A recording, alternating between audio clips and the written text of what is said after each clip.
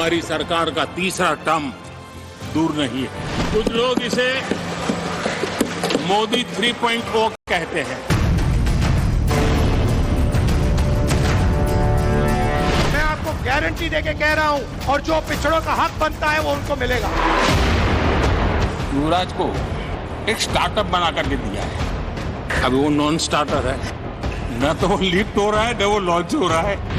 सबका साथ सबका विकास ये नारा नहीं है, ये मोदी की गारंटी है।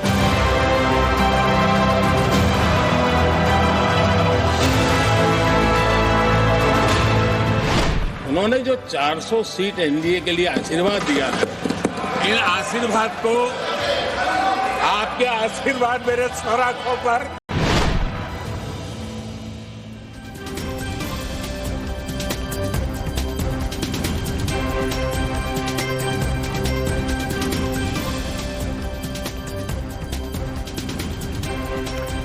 नमस्कार दर्शकों, मैं हूं नाविका कुमार और आज आपके लिए एक खास पेशकश लाई हूं। जन गण मन में क्या है? प्रधानमंत्री नरेंद्र मोदी ने तो 400 बोल दिया, लेकिन मूड क्या है देश का आज, ये हम अगले 80 मिनट में तय करेंगे। पूरे देश भर में, हर राज्य में, हर सीट का एनालिसिस करके आपको बताएंगे कि किस तरह से कहां क्या होने वाला है और कहां से कितनी सीटें मिलने वाली हैं किसको। मोदी बोले 400 प्लस, अमित शाह बोले 400 प्लस, योगी बोले 400 प्लस, हिमंता बिस्वा बोल रहे हैं 400 प्लस, फडणवीस बोले 400 पार, और तो और खड़गे जी भी बोल गए 400 पार। सवाल पब्लिक का है कि 24 में 400 पार हकीकत है या फिर फसाना।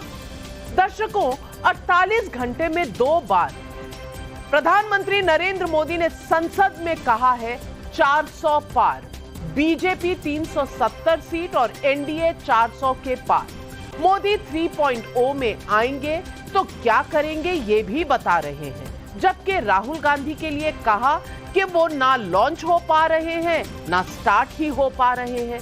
राज्यसभा में राष्ट्रपति के अभिभाषण पर धन्यवाद प्रस्ताव में प्रधानमंत्री मोदी ने हिंदुस्तान बनाम नेहरू गांधी खानदान के दौर की तस्वीर खींच दी।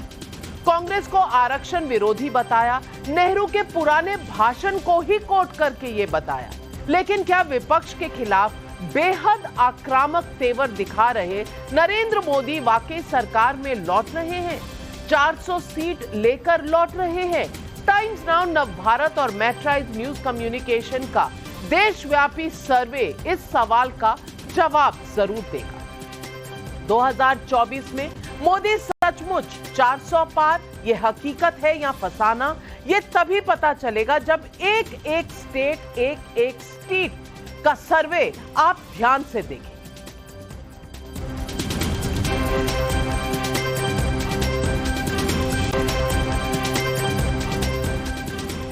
सर्वे के सवालों पर जाने से पहले देखिए प्रधानमंत्री नरेंद्र मोदी ने आज राज्यसभा में क्या कहा। गारंटी का दौर है, नए भारत की भोर, नए भारत की भोर। आउट ऑफ वारंटी चल रही दुकानें खोजे अपनी ठोर। दलित, पिछड़े और आदिवासी, कांग्रेस जन्मजात उनकी सबसे बड़ी विरोधी रही है। नेहरू जी कहते थे अगर एससी, एसटी, ओबीसी को नौकरियों में आरक्षण मिला तो सरकारी काम का स्तर गिर जाएगा। युवराज को एक स्टार्टअप बना करके दिया है। अभी वो नॉन स्टार्टर है।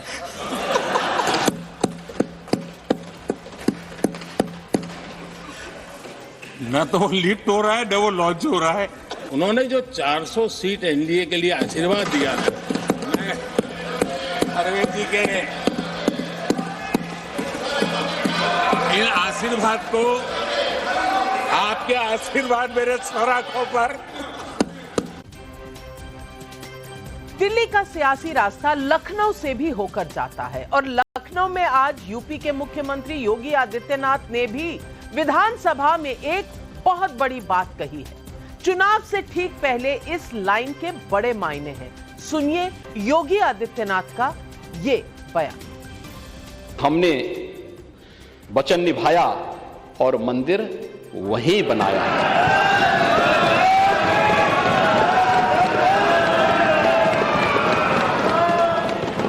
जो कहा सो किया। 5000 वर्ष पुरानी बात भी याद आने लगती है। उस समय पांडवों के साथ भी अन्याय हुआ था और उस समय कृष्ण गए थे कौरवों के पास। उन्होंने भी कहा था बस दे दो केवल 5 ग्राम, रखो अपनी धरती तमाम। यही तो हुआ था अयोध्या के साथ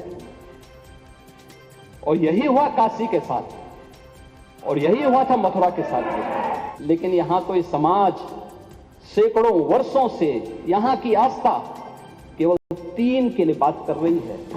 3 के लिए, यानी लोक आस्था, भारत के अंदर लोक आस्था का अपमान हो, बहुसंख्यक समाज गिड़गिड़ाए, ये पहली बार देखने को मिला।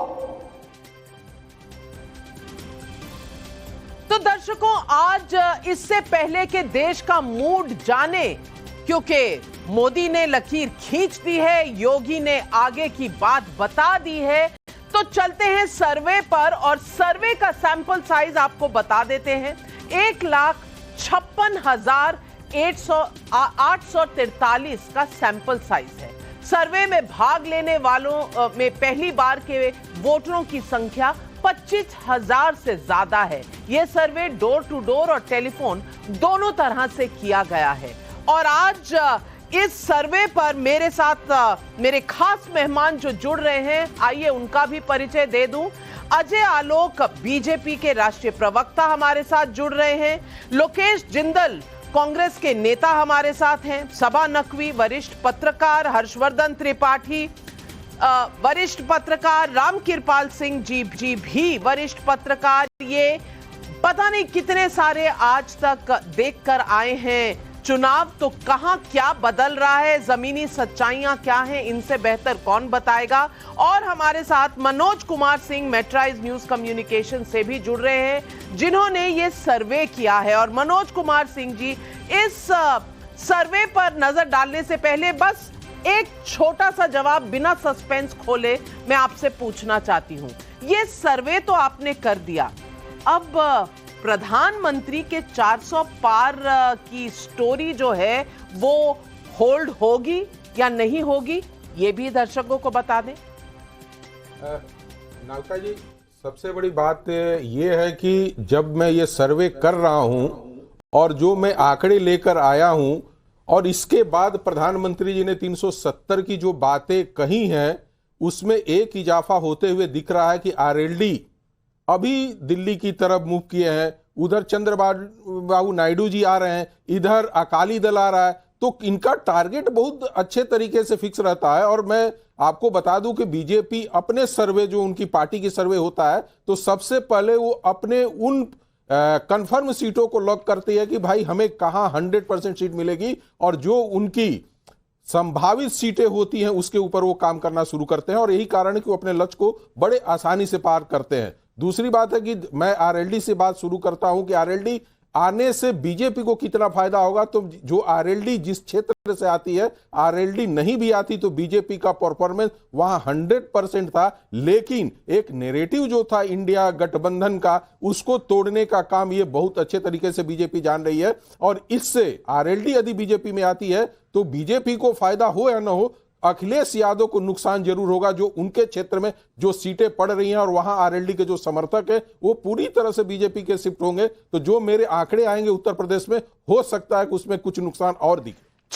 चलिए तो इससे पहले कि हम और कहानी उत्तर प्रदेश की खोले, पहले चलते हैं सबसे पहले डेटा वेस्ट बंगाल यानी पश्चिम बंगाल के डेटा की तरफ चलते हैं। और पहला सवाल जो यहां हमने अपने कंटेस्टेंट से पूछा ये सवाल है कि पश्चिम बंगाल में मुख्यमंत्री ममता बनर्जी का कामकाज कैसा रहा।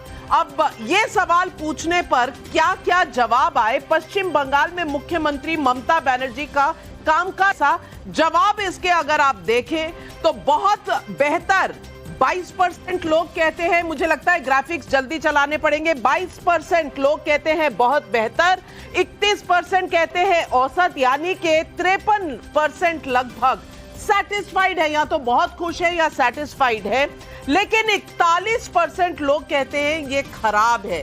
ये क्या बताता है चुनाव में बीजेपी के लिए कितनी जगह है, ये इस आंकड़े से पता चल सकता है। पता नहीं, कह नहीं सकते 6%। तो 53% लोग अगर खुश हैं तो 41% लोग नाखुश भी हैं। दूसरा सवाल, पश्चिम बंगाल की सीएम ममता बनर्जी की लोकप्रियता का कारण क्या है? कारण क्या है ममता बनर्जी का? लेफ्ट शासन को उखाड़ना, यह उनकी सबसे बड़ी उपलब्धि है। 48% लोग मानते हैं, 21% लोग समझते हैं ध्रुवीकरण यानी कि मुस्लिम तुष्टीकरण, 18% कहते हैं कि बीजेपी पर लगातार जो हमला बोलती हैं वो उनकी स्ट्रेंथ दिखाता है, 11% कहते हैं कि जमीनी राजनीति में जुझारूपन जो है उनका वो अच्छा है, और 2% जो है वो अन्य किसी रीजन से। लेकिन 48% लोग मानते हैं कि लेफ्ट के शासन को जो खात्मा किया था, और फिर यही लेफ्ट, यही कांग्रेस जब तृणमूल कांग्रेस के साथ खड़े होकर इंडिया अलायंस बनाएगा तो क्या लोग इसे मानेंगे? लोग इसे गठबंधन मानेंगे? ये सबसे बड़ा सवाल उठता है। अगला सवाल जो हमने लोगों से पूछा, बंगाल में, पश्चिम बंगाल में लोकसभा में किसकी कितनी सीटें आएंगी? तो देखिए, लोकसभा सीटों में टीएमसी को 26, बीजेपी को 15, कांग्रेस और लेफ्ट को 1, अन्य को 0। तो यानी कि अगर आप ये देखें तो बीजेपी की 3 सीटें घटती हुई और 26 सीटें यानी कि 4 सीटें बढ़ती हुई तृणमूल कांग्रेस की। कांग्रेस को भी 1 सीट मिलेगी, 1 सीट का नुकसान है यहां। तो तृणमूल कांग्रेस बहुत स्ट्रांग है और ये पश्चिम बंगाल में बीजेपी को 3 सीटों का नुकसान दे सकता है। ये इस वक्त के आंकड़े। अब चलते हैं असम की तरफ। असम के लिए हमने जो पहला सवाल पूछा लोगों से, असम के मंत्री हिमंता बिस्वा शर्मा के कामकाज को लेकर आपका क्या मत है? इसमें सवालों का जवाब दिया। 41% लोग बहुत संतुष्ट हैं, कुछ हद तक संतुष्ट हैं, 27%, दोनों मिला लीजिए लगभग 68% लोग खुश हैं असम में, 30% असंतुष्ट है और 2% कह नहीं सकते, उनकी कोई राय नहीं है। लेकिन लगभग 68% लोग जो हैं हिमंता बिस्वा शर्मा के कामकाज से खुश हैं। क्या इसका फायदा बीजेपी को लोकसभा में मिलेगा? अगर सीटों के हिसाब से देखें तो असम में लोकसभा चुनाव हुए तो 14 में से कितनी सीटें मिलेंगी किस पार्टी को, ये डेटा अगर आप देखें तो बीजेपी 11, कांग्रेस 1, एआईयूडीएफ 1 और अन्य को 1, यानी कि बीजेपी के पास 11 की 11 बरकरार रहेंगी सीटें। लेकिन अगर मैं जानती हूं हिमंता बिस्वा शर्मा को और उनके एटीट्यूड को राजनीति में, तो वो कोशिश कर रहे होंगे कि ये 11 कम से कम 12-13 में बदले। लेकिन ये असम के नंबर है 11 इस वक्त, और कांग्रेस को 1, एआईयूडीएफ को 1। अब चलते हैं हम नॉर्थ ईस्ट, जो बाकी के 6 राज्य हैं, 11 सीटें हैं इनमें, 7 राज्यों में। यहां किसको कितनी सीटें मिलने वाली हैं? कुल सीटें 11, 10 एनडीए को जाएंगी, 1 इंडिया गठबंधन को, अन्य को 0, यानी कि एनडीए को 11 में से 10। और अभी लोग कहते हैं कि नॉर्थ ईस्ट में कम से कम शायद नरेंद्र मोदी सरकार का रवैया मणिपुर में कम से कम सही नहीं था, लेकिन 10 की 10 सीटें 11 में से एनडीए को जाती हुई नजर आ रही हैं। गुजरात का डेटा अगर हम देख लें तो गुजरात चलते हैं, और गुजरात में मुझे लगता है किसी को कोई अंदेशा है ही नहीं कि गुजरात में क्या होने वाला है। 26 की 26 सीटें बीजेपी को और कांग्रेस को 0, आम आदमी पार्टी को 0, अन्य को 0। यानी कि ये शायद हैट्रिक होगी जब बीजेपी को 26 में से 26 सीटें गुजरात की मिल जाएंगी।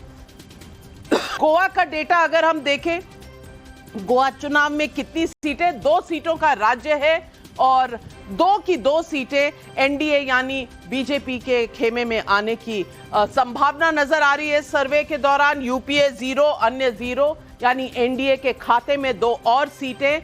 और अगर ये देखें आप तो गोवा में भी दूसरी बार ऐसा होगा कि बीजेपी को पूरी 2 की 2 सीटें। अब एक बड़ा स्टेट है जहां कुछ बदल रहा है। क्या बदल रहा है हम जरूर देखेंगे, लेकिन सबसे पहले देखते हैं ओडिशा में क्या हो रहा है। ओडिशा के मुख्यमंत्री नवीन पटनायक के कामकाज को लेकर आप कितने संतुष्ट हैं? आपका मत क्या है? 24% लोग बहुत संतुष्ट हैं, कुछ हद तक संतुष्ट 31%, यानी कि 55% लोग संतुष्ट हैं, खुश हैं, लेकिन 43% लोग असंतुष्ट भी हैं और 2% का कोई व्यू नहीं है। लेकिन अगर 55% लोग मानते हैं कि वो संतुष्ट हैं, 43% लोग मानते हैं कि वो असंतुष्ट हैं। बीजेपी और बीजेपी के बीच में कोई छिपी चुनावी रणनीतिक साझेदारी है क्या? यह सवाल जब लोगों से पूछा गया तो निश्चित रूप से है 34%, कोई साझेदारी नहीं है 46% लोग मानते हैं, तय करना मुश्किल है 14% लोगों के लिए और 6% लोगों की कोई रुचि, कोई जानकारी नहीं है। लेकिन कोई साझेदारी नहीं है वो 46% लोग मानते हैं। हालांकि राज्यसभा में काफी बिल्स पर बीजेडी ने जहां भी जरूरत हुई है बीजेपी और एनडीए सरकार का समर्थन दिया है, लेकिन फिर भी ज्यादातर लोग मानते हैं कि आपस में ऐसी कोई साझेदारी नहीं है, दोनों इंडिपेंडेंट हैं। इसके बाद हमने जब पूछा कि किसकी इस स्टेट में किसकी कितनी सीटें आएंगी, तो ये आपके स्क्रीन पर नंबर आ रहे हैं। बीजेडी की सीटें 9, बीजेपी की 11। पहली बार ऐसा होगा कि लोकसभा चुनाव में बीजेडी 20 सीटों से 9 सीटों पर और बीजेपी बहुत अच्छा प्रदर्शन करती हुई 11 सीटें लेकर आएगी ओडिशा में।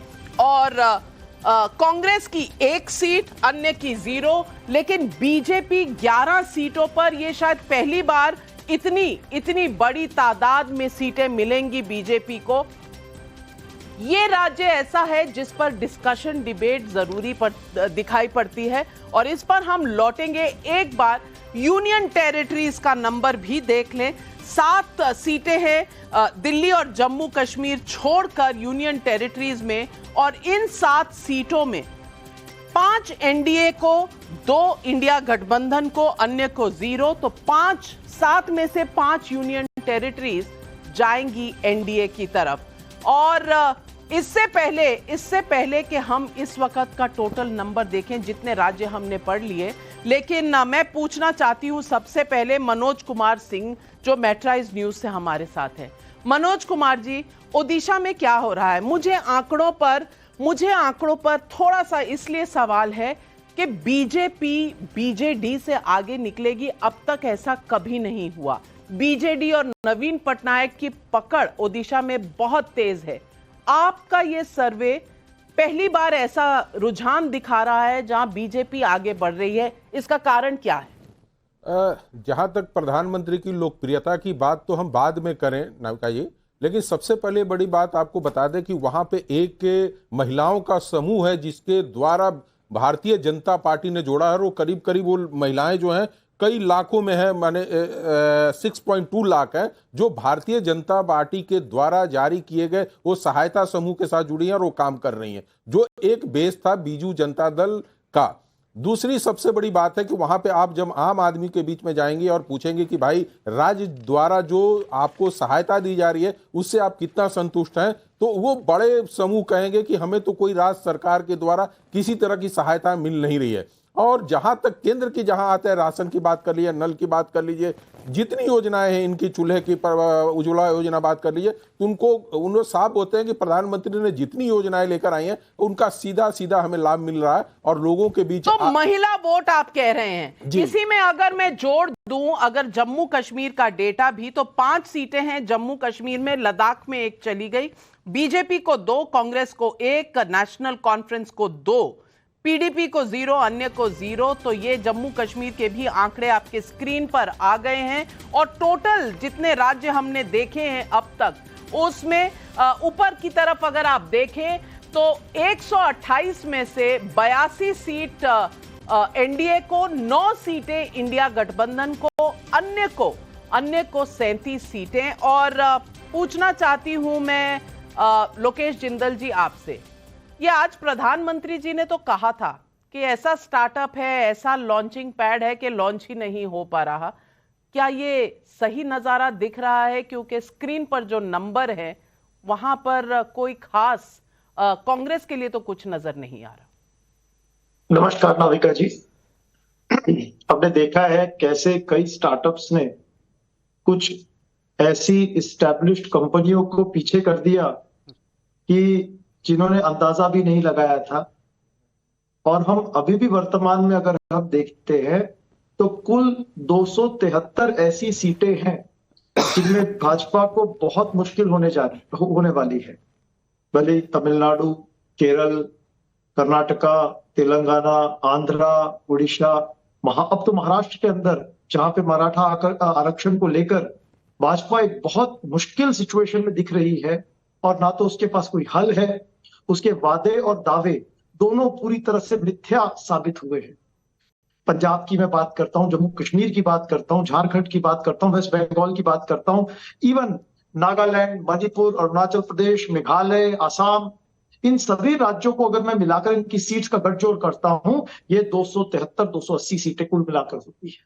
उसके बावजूद भी अगर मैं मध्य प्रदेश, राजस्थान, छत्तीसगढ़, चलिए अभी तक आपके हिसाब से जो बोला गया, आपके नंबर जो है 9 है और इसमें तृणमूल कांग्रेस भी अगर हम ऐड कर दें 26 की 26 तो भी ये 35 के नंबर पर जाएगी और अन्य वाला फिगर कम हो जाएगा। लेकिन अजय आलोक जी, लोकेश जिंदल जी को आज भी आपकी प्रॉब्लम्स नजर आ रही हैं, अपनी खुद की प्रॉब्लम कोई नजर नहीं आ रही। अब क्या चुनाव ऐसे जीते जाएंगे जहां दूसरों के तो प्रॉब्लम्स नजर आ रही हैं, अपनी प्रॉब्लम्स का कोई अता पता नहीं? नहीं, लोकेश जी का धन्यवाद। उन्होंने हमारी इतनी सारी प्रॉब्लम्स बताई। इस सब प्रॉब्लम्स पे भी हम और रिसर्च कर लेंगे, क्योंकि जितने नंबर्स आपके कम आ रहे हैं, अभी 82 हैं, हम कोशिश करेंगे कि इसमें 110 तक पहुंच जाए। लोकेश जी की बिल्कुल सारी समस्याओं पे हम गंभीरता से विचार करेंगे। देखिए नविका जी, फर्क इनमें और हम में यही है, ये हमारी लकीर छोटी करने पे ज़्यादा ध्यान दे रहे हैं और हम अपनी लकीर लंबी करने पे ज़्यादा ध्यान दे रहे हैं। ये नेगेटिविटी से भरे हुए, हम पॉजिटिविटी के साथ जा रहे हैं। तो देश तय करेगा ना कि पॉजिटिव नेतृत्व के साथ जाना है कि नेगेटिव नेतृत्व के साथ जाना है। और लोकेश जी ने जहां जहां हमारी कमियां निकाली, पक्का लोकेश जी हम लोग बिल्कुल उस पर वर्कअप करेंगे और आपकी आकांक्षाओं पे बिल्कुल खड़े उतरेंगे। 126 में कम से कम 110 हमारी रहेंगी, निश्चिंत रहिए। आप जनता को जो वादे दिए हैं उन्हें पूरा कीजिए, मेरी छोड़ दीजिए। आपके वादे और दावे, चलिए जनता क्या कह रही है वो तो सबको नजर आ रहा है, सिवाय कांग्रेस पार्टी को, क्योंकि हमने इंडिया गठबंधन में आज तृणमूल कांग्रेस को भी नहीं डाला, क्योंकि ममता बनर्जी ने तो कह दिया है आपको 300 में से 40 सीटें भी नहीं मिलेंगी, तो हमने उनको अलग दिखाया है। लेकिन इससे पहले कि मैं अपने वरिष्ठ पत्रकार भाइयों और बहनों के पास जाऊं, अगले सवाल देखते हैं और ये है राजस्थान में नया मुख्यमंत्री चेहरा लोकसभा चुनाव में बीजेपी के लिए कितना असर डालेगा, ये सवाल हमने लोगों से पूछा। बहुत फायदा करेगा 16% लोग, कुछ हद तक फायदा करेगा 28% लोग मानते हैं, ना फायदा ना नुकसान 40%, और नुकसान करेगा 8% लोग, तय नहीं कर सकते 8% लोग। तो यानी कि कहीं ना कहीं कुछ फायदा हो सकता है इस बात का, 44% लोग तो कम से कम ये मानते हैं। अगला सवाल जो हमने पूछा, राजस्थान में लोकसभा चुनाव में किसकी कितनी सीटें आएंगी, तो ये सवाल जब पूछा तो 25 की 25 राजस्थान में। मुझे नहीं लगता किसी को कोई हैरानगी होगी, और कारण बहुत लोग बता रहे हैं, अंदर की गुटबाजी कांग्रेस में जो है वही सबसे बड़ा कारण है। मध्य प्रदेश की तरफ चलते हैं, जहां अभी हाल ही में विधानसभा के चुनाव बीजेपी ने जीते हैं। मध्य प्रदेश में नया सीएम चेहरा, इससे क्या फायदा हुआ बीजेपी को? 16% फायदा लोग कहते हैं बहुत फायदा, हद तक फायदा 22% लोग, ना फायदा ना नुकसान 34% लोग, नुकसान होगा 7%, अभी तय करना मुश्किल 21%। यानी कि मोदी के फेस पर ये चुनाव होना है लोकसभा का। मुख्यमंत्री कौन है, शायद लोगों को इसमें बहुत ज्यादा रुचि नहीं है। सीटों की बात करें तो 29 सीटें हैं मध्य प्रदेश में, और मध्य प्रदेश में अगर आज चुनाव हुए तो किसको कितनी सीटें आएंगी, ये सवाल जब पूछा तो 29 में से 28 बीजेपी को, 1 कांग्रेस को। वो कौन सी सीट होगी? कमलनाथ की, कमलनाथ के बेटे की, या दिग्विजय सिंह की? ये जानना अभी मुश्किल है, मनोज जी से पूछेंगे। लेकिन 28 सीटें बीजेपी के लिए, ये मध्य प्रदेश का डेटा हमें बताता है। छत्तीसगढ़ की तरफ अगर जाए तो छत्तीसगढ़ में भी विधानसभा चुनाव अभी हुए हैं। छत्तीसगढ़ के नए सीएम चेहरे में लोकसभा चुनाव के लिए क्या असर होगा, यह सवाल जब पूछा, बहुत फायदा 22% लोग, कुछ हद तक फायदा 34% लोग, यानी कि 56% लोग मानते हैं फायदा ना नुकसान 26%, नुकसान 12%, और अभी तय नहीं कर सकते 6%। लेकिन 56% लोग मानते हैं कि नए चेहरे का फायदा होगा, और ट्राइबल चेहरा है इसीलिए शायद ये लोगों का आकलन है। और अगर आज छत्तीसगढ़ में चुनाव हुए तो क्या सीटें किसको आएंगी, ये सवाल जब हमने पूछा तो छत्तीसगढ़ में 11 सीटें हैं, 11 की 11 बीजेपी की तरफ जाती हुई, कांग्रेस 0। और वो जो समाजवादी पार्टी और आम आदमी पार्टी गए थे लड़ने के लिए, उनका तो शायद कहीं नामो निशान नहीं है, कांग्रेस भी 0 पर। ये आंकड़े हैं छत्तीसगढ़ के लिए। और सबा नकवी जी मैं आपसे पूछना चाहूंगी, अभी तक के जो आपने नंबर देखे, नंबर्स में ये पूरा दिख रहा है कि जिस तरीके से भी आप देख लें, फायदा बीजेपी को, और बीजेपी तीसरी बार भी चुनाव में जब जा रही है, एंटी इनकम्बेंसी तो कहीं नहीं दिख रही, और जिस तरह के नतीजे और रुझान आ रहे हैं, बीजेपी को फायदा ही फायदा, बल्कि बैकफुट पर है तो विपक्ष है। बीजेपी 193 में से 146 सीट्स पर आगे चलती हुई, इंडिया अलायंस 11 पर, अदर्स 36 पर। तो नविका जी, सबसे पहले तो मैं ये कहना चाहूंगी कि अगर एंटी इनकम्बेंसी हो भी तो लोगों को लगेगा कि लोकसभा के चुनाव में किसको वोट दें। एक तो बिल्कुल क्लैरिटी नहीं है ये इंडिया गठबंधन की तरफ से, ये हम बिल्कुल, इसमें कोई शक नहीं है किसको देंगे वोट। प्रधानमंत्री नरेंद्र मोदी के कंपटीशन में कौन है, अभी तक कुछ नहीं है, तो ये एक क्लियर फैक्टर है। दूसरी बात, आप सोचिए, ये जो आंकड़े आपके जिन 3 स्टेट्स में अभी चुनाव हुए हैं, अगर कांग्रेस सुलझे तरीके से ये चुनाव में लड़ना चाहती तो अभी तक सचिन पायलट को 1 सीट दे देती, अशोक गहलोत को 1 सीट दे देती, कहती कि आप 2-3 सीटें तो निकालिए राजस्थान से। इस तरह की कोई स्ट्रैटेजी होती, लेकिन कांग्रेस के सारे रिसोर्सेज, सारे लोग यात्रा में लगे हुए हैं। पहली यात्रा का फायदा हुआ था कांग्रेस को, लेकिन इस बार आप देखिए, जहां भी यात्रा गई है वहां नुकसान हुआ है पार्टी को अभी तक। और देखिए, एक बात है कि हम हिंदुस्तान में लोग अब उसको वोट वेस्ट नहीं करना चाहते, जब तक लगेगा नहीं कि ऑपोजिशन देंगे और लोग आएंगे। अब जैसे आप साउथ में जाएंगे, वहां लगेगा लोगों की डीएमके को देंगे क्योंकि वो ही जीतेंगे, या और कुछ जो भी हो, चाहे जो भी चैलेंज, जो भी बदलता हुआ दृश्य हो। और उड़ीसा का जो आप कह रही हैं वो सही है। मुझे लग रहा है बीजेपी जितना वो बंगाल में पाई है पार्टी रिटेन करेगी, क्योंकि ये फिर भी लोकसभा का है। और तीसरी बात, और मैं कहना भी चाहूंगी कि इसका बहुत कारण है, ये तो ऑपोजिशन ने गलतियां की हैं, और जब लग रहा है लोगों को, जनता को भी लग रहा है की ताकत अब दिल्ली में है। तो ये जो नॉर्थ ईस्ट के जो छोटे छोटे स्टेट्स हैं जो उन्होंने रिजल्ट दिखाया, मुझे कोई आश्चर्य नहीं है, क्योंकि हमारे एक बहुत अच्छे मित्र, बहुत बड़ी बात आपने कह दी कि 11 में से 10 सीटें एनडीए को जा रही हैं और आपको कोई आश्चर्य नहीं है। ये नॉर्थ ईस्ट की बात है, बहुत इंपॉर्टेंट बात है। हर्षवर्धन जी और रामकृपाल जी, मैं आपकी तरफ आती हूं, लेकिन साउथ इंडिया में सबके लिए बड़ा सवाल है कि यहां बीजेपी का क्या होगा। यहां तो सफाया है, कुछ नहीं मिलेगा, तमाम लोग यही अटकलें लगा रहे हैं। तो चलते हैं तमिलनाडु की तरफ। तमिलनाडु में मुख्यमंत्री एमके स्टालिन के कामकाज को लेकर आपका क्या मत है? जब लोगों से पूछा गया, देखिएगा हर्षवर्धन जी क्या जवाब आ रहे हैं। बहुत अधिक संतुष्ट 21%, कुछ हद तक संतुष्ट 27%, यानी 48% लोग संतुष्ट हैं। पूरी तरह से असंतुष्ट 44%, कह नहीं सकते 8%, यानी कि इक्वल ऑलमोस्ट है, जितने लोग खुश हैं और जितने लोग ना खुश हैं। तमिलनाडु में बीजेपी और एआईएडीएमके फिर से गठबंधन में चुनाव लड़ते हैं तो क्या असर होगा? बहुत बेहतर कर सकते हैं 28% लोग, कुछ हद तक बेहतर करेंगे ये 32% लोग, यानी कि 60% लोग समझते हैं एआईएडीएमके और बीजेपी साथ लड़े तो शायद कुछ असर होगा। कोई प्रभाव नहीं पड़ेगा 24% लोग, अभी तय करना मुश्किल 16% लोग। लेकिन आज सुबह अगर आप साउथ के अखबारों को देखें तो अमित शाह जी का एक इंटरव्यू छपा है जिसमें उन्होंने कहा है एआईएडीएमके के लिए हमारे दरवाजे हमेशा खुले हैं।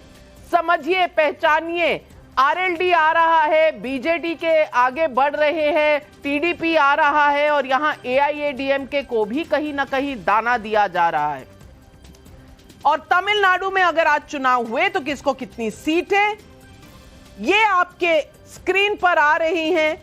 इंडिया गठबंधन यानी डीएमके, कांग्रेस प्लस अदर्स को लेकर 36 सीटें, तो एडवांटेज अभी भी इंडिया गठबंधन के साथ। बीजेपी एनडीए को 1 सीट, एआईएडीएमके को 2 और अदर्स को 0, यानी कि अगर बीजेपी और एआईएडीएमके मिल जाएं तो क्या ये केमिस्ट्री बदल सकती है, ये देखने की बात है। केरल की तरफ बढ़ते हैं और केरल में अगर आज लोकसभा चुनाव हुए 20 सीटें हैं, 20 की 20 इंडिया गठबंधन को, इसमें कांग्रेस की कितनी है ये जानना जरूरी होगा। लेकिन इस वक्त हमारे पास इंडिया गठबंधन की 20 सीटें हैं। लेफ्ट का पलड़ा भारी है केरला में, लेकिन कांग्रेस का कम। एनडीए केरल में इस बार भी 0। कर्नाटक में जहां कांग्रेस की सरकार है, और यहां जब हमने लोगों से सवाल पूछा कर्नाटक में मुख्यमंत्री सिद्धारमैया के कामकाज को आप कैसे देखते हैं, बहुत बेहतर 18%, संतोषजनक 27%, बहुत खराब 34%, अभी तय कर पाना मुश्किल 21%, यानी कि बहुत ज्यादा खुश नहीं है लोग। 45% के करीब संतोष है। कर्नाटक में बीजेपी का जेडीएस के साथ गठबंधन लोकसभा चुनाव में कितना असर डालेगा, यह बहुत इंपॉर्टेंट सवाल है। अलायंस के हिसाब से देखा जाए बहुत ज्यादा असर डालेगा 41% लोग, कुछ हद तक ये 36% लोग, यानी कि 77% लोग मानते हैं कि बीजेपी के लिए ये गठबंधन अच्छा प्रभाव डालेगा। कोई प्रभाव नहीं 12% लोग, और कुछ अभी पोजीशन नहीं ले रहे वो 11% लोग हैं। लेकिन 77% लोग मानते हैं कर्नाटक में बीजेपी स्ट्रॉन्ग विकेट पर है, बावजूद इसके कि वहां कांग्रेस की सरकार है और उन्होंने बीजेपी को हराया था। और अगर आज कर्नाटक में लोकसभा चुनाव हुए तो किसको कितनी सीटें? 28 सीटें हैं कर्नाटक में, 21 सीटें बीजेपी को, कांग्रेस को 5, जेडीएस को 2, और अगर एनडीए मिला दें तो ये 23 सीटें हो जाती हैं और कांग्रेस को 5 सीटें मिलेंगी। और ये एक बड़ा उलटफेर होगा कांग्रेस और इंडिया गठबंधन के लिए। ये इस पर मुझे लगता है डिस्कशन की जरूरत है। आंध्र प्रदेश, आज ही चंद्रबाबू नायडू की अमित शाह जी से मिलने की बातचीत है, तो आंध्र प्रदेश में वाईएस जगनमोहन रेड्डी का कामकाज कैसा लग रहा है? 38% लोग जो हैं वो संतुष्ट हैं, कुछ हद तक संतुष्ट हैं वो हैं 26%, यानी कि लगभग 64% लोग संतुष्ट हैं, पूरी तरह से असंतुष्ट 34%, कह नहीं सकते 2%। और अगर आज चुनाव हो तो 25 में से कितनी सीटें किसको आएंगी, ये सवाल जब पूछा, 19 सीटें YSRCP को, TDP और जनसेना 6, कांग्रेस 0, बीजेपी 0, लेकिन TDP जनसेना 6, YSRCP 19। अब सवाल यह है कि सवाल यह है कि बीजेपी TDP के साथ जाएगी या जगन मोहन रेड्डी की पार्टी के साथ, जिन्होंने राज्यसभा में हर चीज पर साथ दिया है मोदी सरकार का। कहां ज्यादा सीटें होंगी? क्या बीजेपी ये फायदा देखेगी या प्री पोल अलायंस करेगी चंद्रबाबू नायडू से? इस पर बहुत बड़ा सवालिया निशान है। आज इस पर डिटेल सामने आएंगे, लेकिन चलते हैं तेलंगाना के तरफ। और तेलंगाना में मुख्यमंत्री नया चेहरा है, कैसा मानते हैं आप, इनका प्रभाव कैसा रहेगा लोकसभा में? कांग्रेस को फायदा 22%, कुछ हद तक फायदा 31%, यानी कि 53% लोग मानते हैं कि अच्छी बात है, कांग्रेस को फायदा होगा। ना फायदा ना नुकसान 16%, नुकसान 20%, तय करना मुश्किल है 11%। और अगर आज चुनाव हुए तो किसको कितनी सीटें? 17 सीटें हैं तेलंगाना में। कांग्रेस को 9, बीजेपी को 5, BRS को 2, AIMIM को 1, अन्य को 0, यानी कि बीजेपी को यहां तेलंगाना में भी 5 सीटें मिलने की गुंजाइश है। रुझान इसी तरह दिखा रहे हैं। तो हर्षवर्धन त्रिपाठी जी, सवाल मेरा आपसे, जो लोग कहते हैं कि साउथ इंडिया में कुछ नहीं मिलना, दक्षिण भारत में कुछ नहीं मिलना, और आज ही प्रधानमंत्री ने बहुत बड़ा अटैक किया था कांग्रेस के नेता DK सुरेश के ऊपर, जो शिव कुमार जी के भाई भी है, डिप्टी चीफ मिनिस्टर के, जिन्होंने कहा था कि हम इतने टैक्स देते हैं, क्यों ये नॉर्थ के राज्यों को, उत्तर के राज्यों को दिया जाता है इसमें से टैक्स का पैसा। आज प्रधानमंत्री ने उन पर प्रहार भी किया और आज कर्नाटक के नंबर भी 21 सीटें दिखा रही है, 28 में से बीजेपी के लिए। तो क्या जब लोकसभा चुनाव है तो कौन किस राज्य में है वो मायने नहीं रखता, मायने सिर्फ इस बात का है कि मोदी के चेहरे पर कौन कितनी मुहर लगाएगा? नविका जी, मुझे लगता है कि कर्नाटक ही नहीं, कर्नाटक, तेलंगाना, आंध्र प्रदेश, तमिलनाडु और केरल, दक्षिण भारत की राजनीति को जरा ठीक से देखना चाहिए।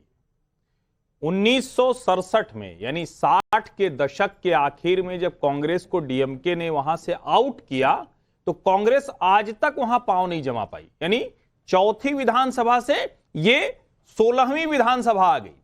और अब अगर आप देखें तो जो तेलंगाना में जीत है, ठीक है, मुस्लिम फैक्टर के तौर पर आप देख सकते हैं, कर्नाटक से उसको आगे देख सकते हैं, लेकिन अगर आप ध्यान से देखें तो इतने समय के बाद, यानी 60 का दशक और ये 2024 आ गया, दक्षिण भारत की राजनीति दिल्ली की तरफ मुंह करके खड़ी है, नेशनल ऑल्टरनेटिव तलाश रही है। मेरा यह मानना है कि दक्षिण भारत में भारतीय जनता पार्टी बहुत जबरदस्त तरीके से वहां अप होने जा रही है। के अन्नामलाई जैसी लीडरशिप जिस तरह से काम कर रही है, जिस तरह से वहां पिछड़े और दलित समाज को लेकर, चूंकि वो एंटी ब्राह्मण, एंटी हिंदी, एंटी नॉर्थ और ये करके कांग्रेस को आउट किया था, लेकिन भारतीय जनता पार्टी उस तरफ से घुसी है जहां DMK को अंदाजा भी नहीं था। मेरा यह मानना है कि इन सभी राज्यों में भारतीय जनता पार्टी की टैली आपको चमत्कारिक तौर पर बढ़ती दिखेगी। मुझे लगता है कि तेलंगाना में 8 सीटें भारतीय जनता पार्टी जीत सकती है। आंध्र प्रदेश में भारतीय जनता पार्टी को द्वंद्व से बाहर निकलना होगा। YSR जगन मोहन रेड्डी वो उसके किसी काम के नहीं है। अगर लोकसभा में वो ताकत बढ़ानी है तो जनसेना पवन कल्याण वाली और TDP चंद्रबाबू नायडू उनके साथ जाना होगा, तभी उसे लाभ होगा, वरना जो सर्वे में दिखा रहा है वो 0 का 0 रहेंगी। लेकिन ओवरऑल अगर देखें तो तमिलनाडु, केरल उसके लिए अच्छा पोटेंशियल दिखता है और मुझे लगता है कि ये 21 सीटें हैं ये 23, 24, 25 के आसपास जाकर कर्नाटक में भी रुकेंगी। चलिए अब बिहार की तरफ चलते हैं। नलिन कोहली जी हमारे साथ जुड़ रहे हैं, बीजेपी के राष्ट्रीय प्रवक्ता। आपका स्वागत है टाइम्स नाउ के और मैट्रिक्स कम्युनिकेशंस के इस सर्वे पर। नलिन कोहली जी, रामकृपाल जी आपके पास आ रही हूं, लेकिन सबसे बड़ा सवाल जो है, सबसे ज्यादा फेरबदल अभी बिहार में हुआ है। तो सवाल जो लोगों से पूछा गया कि बीजेपी के साथ नीतीश कुमार के आने से एनडीए को कितना फायदा होगा, क्योंकि आज तो सारी दुनिया खत्म हो गई, नीतीश कुमार दिल्ली में है, प्रधानमंत्री तो प्रधानमंत्री से मिल रहे हैं और दोनों के बीच में जो स्माइल एक्सचेंज हो रही है, तस्वीरें देखिए, ये जा रहे हैं प्रधानमंत्री से मिलने और उसकी बाद की जो तस्वीरें साझा की गई हैं, क्या कहने उस मुस्कुराहट के, सारी कड़वाहट निकल गई। पहले नड्डा जी के साथ मुलाकात, फिर प्रधानमंत्री जी के साथ मुलाकात, और ये सारी तस्वीरें हम आपको दिखाएंगे। लेकिन लोग क्या कहते हैं, किसको कितना फायदा? तो कोई फायदा नहीं 22% लोग, बहुत फायदा जो है वो 41% लोग, कुछ हद तक फायदा जो है वो 21% लोग, यानी कि 62% लोग कह रहे हैं फायदा तो है बॉस। यहां 34% और 21% मिला दीजिए तो कहीं ना कहीं ये मुझे लगता है हमने गलत सवाल ले लिया है। दूसरे सवाल पर आइए। बीजेपी के साथ नीतीश कुमार के आने से 22% लोगों को फायदा नहीं दिख रहा है, बहुत फायदा है 41% और कुछ हद तक फायदा 21% लोग बता रहे हैं। अभी तय कर पाना मुश्किल 12% और कोई पोजीशन नहीं ले रहे 4%। तो ये इस वक्त के रुझान जो हैं, बहुत फायदा 41%, 21% कहते हैं कुछ हद तक फायदा, यानी 62% को फायदा नजर आ रहा है। जेडीयू बीजेपी गठबंधन का भविष्य क्या है वो भी लोग बता रहे हैं, आगे की भविष्यवाणी भी लोग बता रहे हैं। लोकसभा चुनाव के बाद टूट सकता है 21%, विधानसभा चुनाव से पहले टूट सकता है 34%, विधानसभा चुनाव में भी बना रहेगा 26%, अभी कहना जल्दबाजी 15%, कह नहीं सकते 4%, यानी बहुत ज्यादा स्टेबल है ऐसा लोग नहीं मान रहे। कम से कम लोकसभा में फायदा होगा, फायदा लीजिए, आगे बढ़िए, शायद बीजेपी की यही रणनीति है। बिहार में लोकसभा चुनाव में किसकी कितनी सीटें? 40 सीटें हैं बिहार में, और ये बहुत बहुत जरूरी है हिंदी हार्टलैंड में। इन 40 में से कितनी आएंगी बीजेपी के लिए, एनडीए के लिए? 35, यानी कि बीजेपी, जेडीयू और एलजेपी साथ लड़ेंगी 35 सीटें 40 से, और इंडिया गठबंधन को 5, अन्य को 0। तो ये खेल जो है बीजेपी ने बाजी मार ली और बिहार के गठबंधन में फायदा ही फायदा नजर आ रहा है। और झारखंड का अगर हम चुनाव देखें तो जमीन घोटाले में हेमंत सोरेन की गिरफ्तारी को लेकर आपका क्या मत है, ये लोगों से पूछा गया। बहुत से लोग चिल्ला रहे हैं अरे भाई ईडी आ गई, लेकिन प्रधानमंत्री ने कहा उन्हें लूटा, उन्हें लौटाना पड़ेगा। गिरफ्तारी एक साजिश है, 22% लोग, घोटाला किया होगा 43% लोग, यानी कि डबल लोग मानते हैं कि घोटाला तो किया होगा। अभी कहना मुश्किल 29% लोग, और कुछ पोजीशन नहीं ले रहे 6%। 43% लोग कहते हैं कि घोटाला कहीं ना कहीं किया होगा। और हेमंत सोरेन की गिरफ्तारी से लोकसभा चुनाव में इंडिया गठबंधन के प्रदर्शन पर क्या असर होगा? सहानुभूति मिलेगी, ये 12% लोग ही माने। नुकसान होगा 48%, यानी 4 गुना ज्यादा लोग मानते हैं कि नुकसान, क्योंकि करप्शन का कहीं ना कहीं साया रहेगा, वो लोग मानते हैं। ना फायदा ना नुकसान 16%, अभी कहना मुश्किल 21%, पता नहीं, कह नहीं सकते 3%, लेकिन 48% लोग कहते हैं सहानुभूति नहीं होगा, नुकसान होगा, क्योंकि करप्शन बहुत बड़ा मुद्दा है। और अगर आज चुनाव हो जाए झारखंड में तो किसको कितनी सीटें? 14 सीटों की बारी है यहां लोकसभा में, 13 एनडीए को और जे कांग्रेस की इंडिया गठबंधन को 13 सीटें एनडीए को जाती हुई नजर आ रही हैं। नलिन कोहली जी, बिहार झारखंड एक स्ट्रेटेजिक प्लान है बीजेपी का, and playing to a plan, जैसे मैच में होता है किसी भी वर्ल्ड कप क्रिकेट फाइनल में, वैसा ही मैच खेला है क्या बीजेपी ने?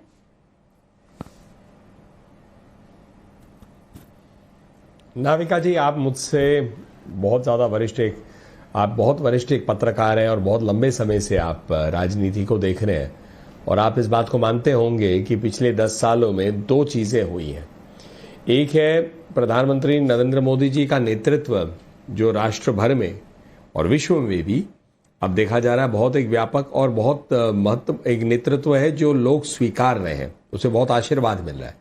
उनकी सरकार काम कर रही है। और दूसरी तरफ राजनीतिक रूप से अगर हम देखें कि प्रधानमंत्री जी के नेतृत्व में और भारतीय जनता पार्टी, चाहे अमित भाई शाह हमारे गृह मंत्री हो, नड्डा जी हमारे राष्ट्रीय अध्यक्ष हो, हमारी जो पार्टी का कार्य है वो है कि कैसे भाजपा जो है और मजबूत राज्य के बाद राज्य में हो। और इसी वजह से एक समय पर लगभग 20 राज्यों में भाजपा की सरकार थी, बढ़ता है घटता है, लेकिन लोकसभा के दृष्टिकोण से अगर हम देखें तो भारतीय जनता पार्टी की सीटें बढ़ती ही गई हैं। 14 में 19 में 14 से ज्यादा आई, और अब जब बात हो रही है 24 की तो 19 से ज्यादा हो, कहीं ज्यादा हो। तो उसके लिए जब आप प्रश्न पूछते हैं जैसे बिहार हो, झारखंड हो, निश्चित तौर से पार्टी के सोचने में जहां जहां हमारे गठबंधन हो सकते होने चाहिए, जहां लोग हमारे साथ जुड़ना चाहते जुड़ने चाहिए, और भाजपा की सीटें बढ़ेंगी तो जो केंद्र में काम हो रहा है, जो डबल इंजन सरकार की हम बात करते हैं, उससे वहां के राज्य के लोगों को और फायदा होता है। लेकिन रामकृपाल जी, आपसे पूछूंगी कि पिछली बार जब नीतीश कुमार जी आए थे ज्यादा फायदा हुआ था एनडीए को, इस बार थोड़ा सा डिस्काउंट है फायदे में। पूछना चाहती हूं कि ये नीतीश जी के पॉपुलैरिटी में इरोजन है, क्या चक्कर है? नाविका जी देखिए, जो आंकड़े अभी तक आ रहे हैं उनको आप एक ट्रेंड मानिए ये, और जो ट्रेंड मुझे दिखाई पड़ रहा है वो सिर्फ ये है कि जो मैंने गुजरात इलेक्शन के बाद मैंने कहा था कि जो इस बार गुजरात में हुआ है, अगर वो 2024 में केंद्र में हो जाए तो कोई आश्चर्य आप लोग मत कीजिएगा। वो मैंने कुछ तथ्यों के आधार पे बात कही थी। और अगर ओवरऑल ट्रेंड देख लीजिए, अभी तो आपने यूपी का बताया नहीं बाकी, तो मैं ये कह रहा हूं कि जो वेब है वो बहुत साफ साफ दिख रही है।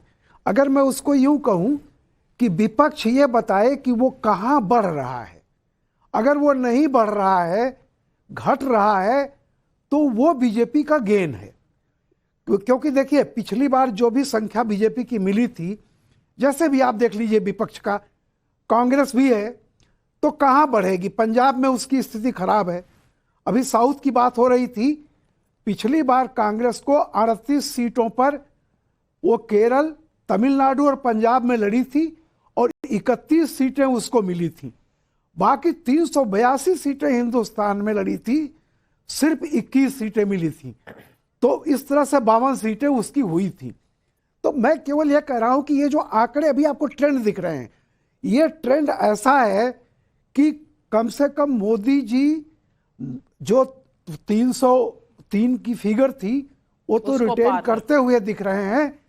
प्लस जैसा कि हर्षवर्धन जी कह रहे थे, मैं एक बात केवल कह दूं, 1 मिनट लूंगा, ये जो परिवर्तन आ रहा है ये परिवर्तन व्यक्तिगत नहीं है, ऑब्जेक्टिव है। मैं एक चीज बताऊं आपको, आज के 20 साल पहले, 25 साल पहले मैं गांव में हूं, केंद्र का मतलब होता था जब पोस्ट ऑफिस या रेल, इसके अलावा सब जगह पे ग्राम प्रधान से लेकर मुख्यमंत्री तक सारे सरोकार जो होते थे वो स्टेट के थे।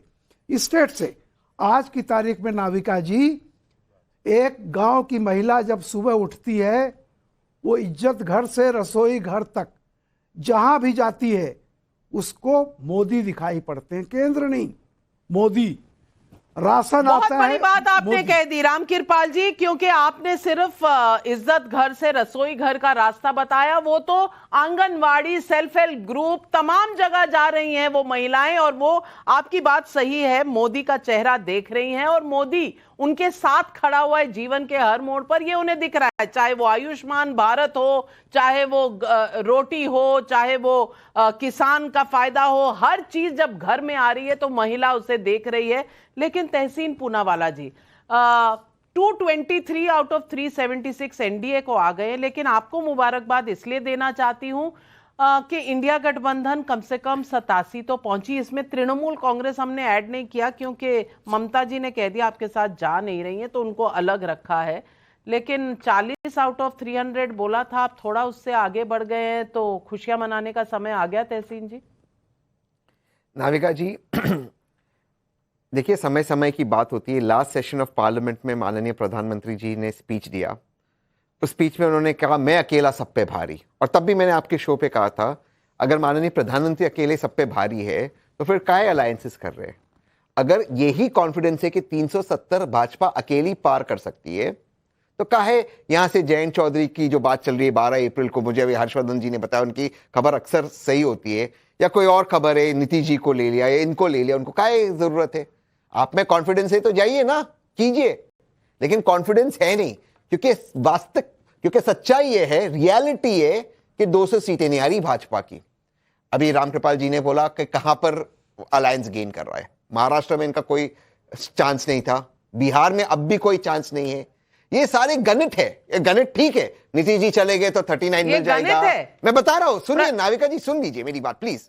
गणित है, नीतीश जी चले गए तो ये आंकड़ा नीतीश जी का, ये आंकड़ा भाजपा के आंकड़ा हो गया 35 सीट। महाराष्ट्र में अजीत पवार जी, एकनाथ शिंदे जी, मोदी जी, हो गया इतना आंकड़ा।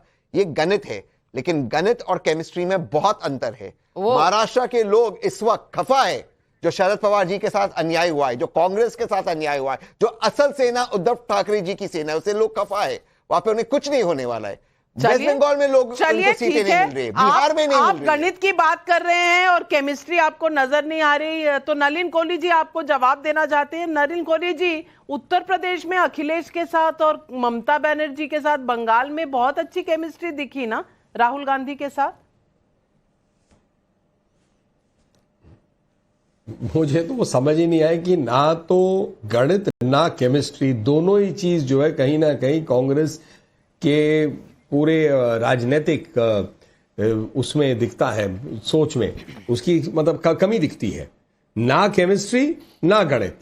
आप देखिए एक एक करके जो भी इनके सहयोगी दल हो सकते हैं वो हाथ धो रहे हैं कांग्रेस से, उनको नसीहत दे रहे हैं।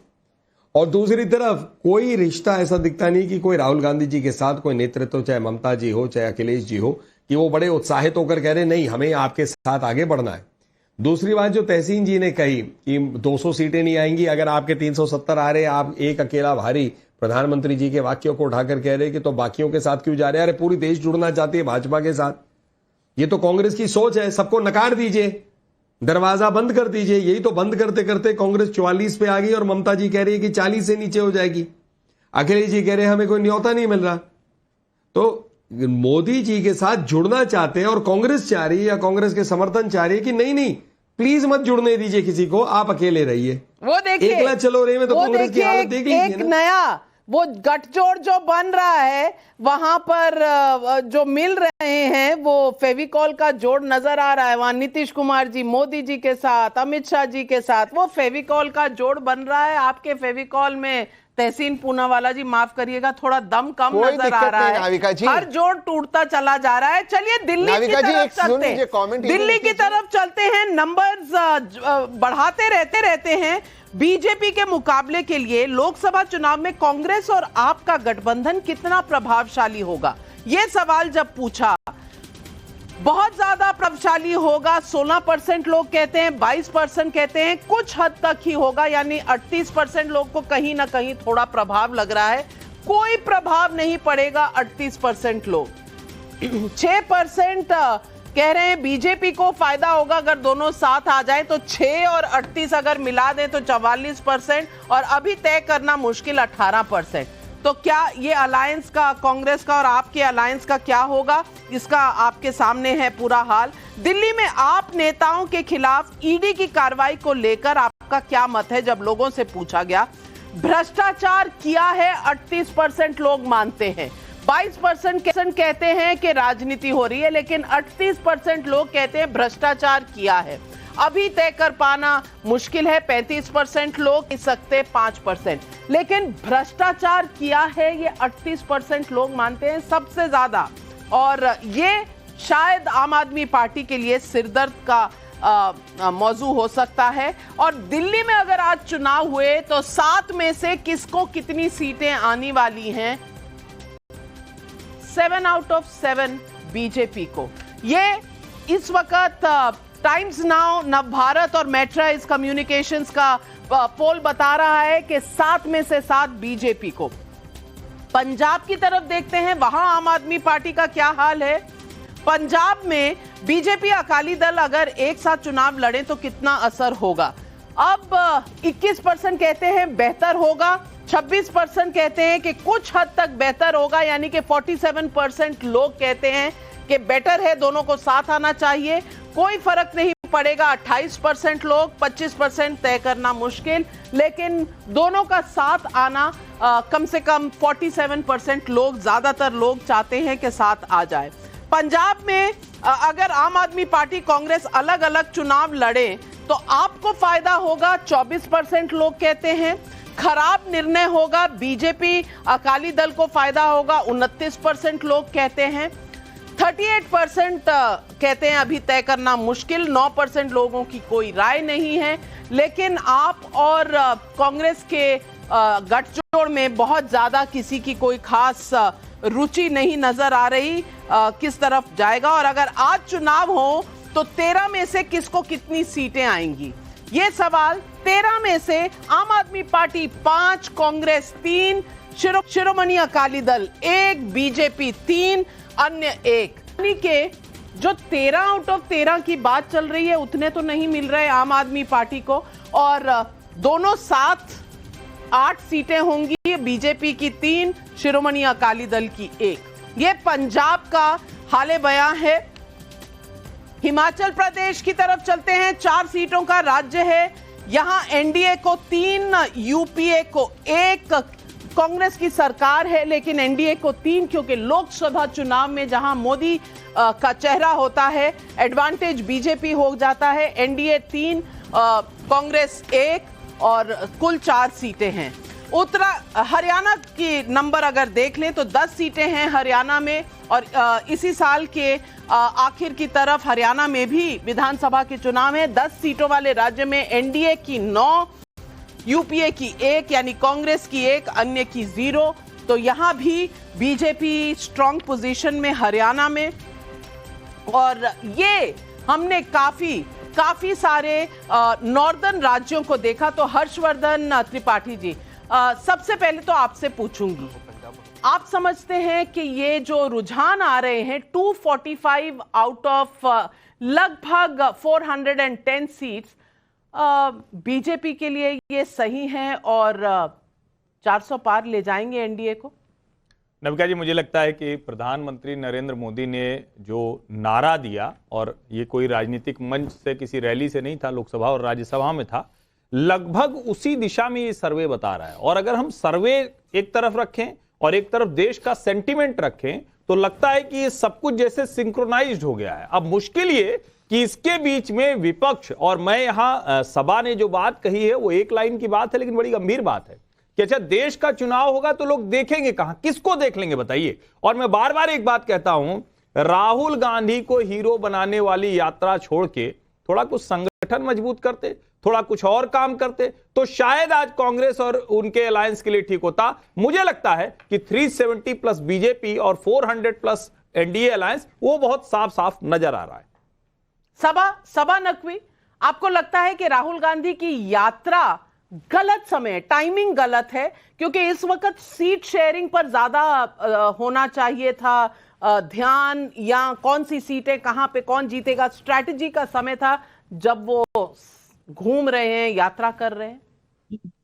नाविका, हर चीज कर्नाटक की जीत के बाद और उनकी जब पहली यात्रा खत्म हुई उसके बाद पूरी स्ट्रैटेजी गलत हुई है। जब नीतीश कुमार निकले उन्होंने कहा गठबंधन बनाइए, 3 महीने तक कांग्रेस ने किसी से बात नहीं की, और ये अंदर की खबरें हैं।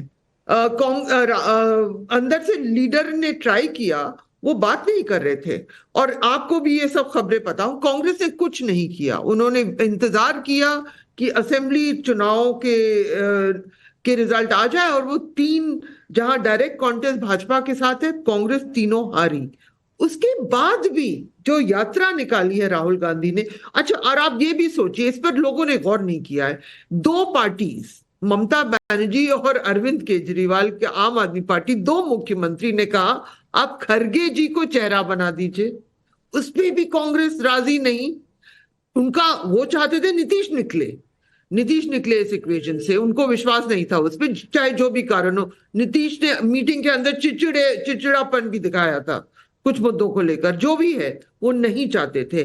उस पे भी कांग्रेस, वो कह रहे थे दलित, केजरीवाल ने सर्वे दिखाया, लेकिन तो देखिए, छोड़िए। और अब ये यात्रा जो चल रही है इसका मुझे तो कोई फायदा दिख ही नहीं रहा। मुझे कोई सिंक्रोनिज्म जो चाहिए आपको केमिस्ट्री बनाने के लिए दिख नहीं रहा। हाँ, कुछ स्टेट्स हैं, तमिलनाडु, अभी महाराष्ट्र का आपने रिजल्ट बताया नहीं है, क्या होगा जहां पे कांग्रेस जूनियर पार्टनर है अलायंसेस में, वहां ठीक ठाक, जहां रीजनल पार्टीज आगे चलेंगी, लेकिन जहां डायरेक्ट फाइट भाजपा के साथ है, जैसे मैंने पहले कहा, वो भेज देते सचिन तेंदुलकर, अशोक गहलोत के बेटे, क्योंकि राजस्थान में 2% वोट शेयर का अंतर था। ये आप अपनी सीटों में जाके लड़िए, मुझे बात करने दीजिए। कर सकते कांग्रेस ये सब, ये नहीं किया कांग्रेस। नाविका जी, मुझे कुछ पूछना है। बहुत ही डिजर्व। मैं बताऊं कांग्रेस का प्रॉब्लम क्या है? कांग्रेस एक ब्यूरोक्रेसी की तरह चलती है। आप सुन लीजिए तहसीन, मैं चाह रही हूं पार्टी अच्छा करे, हम चाहते हैं विपक्ष हो, लेकिन वो ब्यूरोक्रेसी में हर शख्स एक अपना हिस्सा देखता है और कहता है बहुत अच्छा राहुल जी, बहुत चमत्कार हो रहा है, ये नहीं देखता कि पूरी गाड़ी का इंजन चल नहीं रहा। बिल्कुल। और आज प्रधानमंत्री जी ने चुटकी भी ले ली हर्षवर्धन जी के 2 कमांडो नहीं थे, तो खड़गे जी बोल गए कि 400 पार कमांडो, यानी कि शायद केसी वेणुगोपाल और जयराम रमेश की तरफ उनका इशारा था कि वो नहीं थे, वो भारत जोड़ो यात्रा करा रहे हैं, इसीलिए 400 पार करा दिए खड़गे जी ने राज्यसभा में। देखिए नविका जी, मैं इसको बड़ी गंभीरता से कह रहा हूं कि जिस तरह की मीडिया स्ट्रेटजी इस वक्त कांग्रेस की है, उसमें तो हमारे तहसीन भाई होते तो इनडिफेंसिबल को डिफेंस करते रहते हैं, तो शायद ये कुछ थोड़ा सा अच्छा कर जाते। अब आप कल्पना कीजिए कि जिस समय प्रधानमंत्री नरेंद्र मोदी लोकसभा में फैक्ट्स के साथ, आंकड़ों के साथ बात कर रहे हैं, उस वक्त कांग्रेस की मीडिया, सोशल मीडिया टीम, उनके हेड, वो जुमलों की बात कर रहे हैं। आप रैली का भाषण और पार्लियामेंट के अंदर के भाषण का अंतर नहीं समझ रहे हैं। प्रधानमंत्री ने अपने 10 साल का रिकॉर्ड सामने रख दिया। अभी वो व्हाइट पेपर रखने वाले हैं जिसमें वो इकोनॉमी की पूरी सिचुएशन बता देंगे। पहले प्रधानमंत्री से लेकर अभी तक की जो महंगाई, बेरोजगारी, जो महत्वपूर्ण मुद्दे, आरक्षण, उस पर क्या कांग्रेस की तैयारी कहां है? कांग्रेस क्या सोच रही है? उसको लग रहा है कि बिल्ली के भाग से छीका फूट जाएगा। लोकतंत्र बहुत ट्रांसपेरेंट हो गया है नविका जी, अब ऐसा नहीं होने वाला है। अब लोगों के हाथ में मोबाइल है, टेलीकम्युनिकेशन बहुत स्ट्रांग है, सबको सब पता है। उनको पता है कि मोदी जी ने जो कहा है इसमें कौन कौन सी बातें कहा, और बाकी हम और आप भी तो हैं टेलीविजन पे जो सब कुछ बता रहे हैं। हमारा भी थोड़ा सा कह दीजिए कि हमारे को भी लोग देख रहे हैं। लेकिन तहसीन पूनावाला जी, आपने हाथ खड़ा किया और मैं जानती हूं कि महाराष्ट्र में आपकी बहुत रुचि है, तो चलिए महाराष्ट्र की तरफ चलते हैं। पब्लिक डिमांड भी थी क्योंकि सभा नकवी जी ने भी महाराष्ट्र की बात की, तो आइए चलते हैं महाराष्ट्र में। हमने सबसे पहले पूछा मराठा आंदोलन के खत्म होने से चुनाव में एनडीए के प्रदर्शन पर कितना प्रभाव पड़ेगा। अब ये सवाल जब पूछा तो यहां 42% लोग कहते हैं बहुत ज्यादा फायदा पड़ेगा, कुछ हद तक फायदा पड़ेगा 34%, कुछ भी कहना जल्दबाजी होगी 18%, नुकसान होगा 6%। 42% लोग समझते हैं कि ये खत्म हो गया जो प्रदर्शन, उससे फायदा होगा एनडीए को। एनसीपी अजीत पवार गुट के एनडीए में शामिल होने से कितना प्रभाव पड़ेगा? बहुत ज्यादा 28%, कुछ हद तक 32%, यानी 60% लोग मानते हैं कि फायदा है एनडीए को।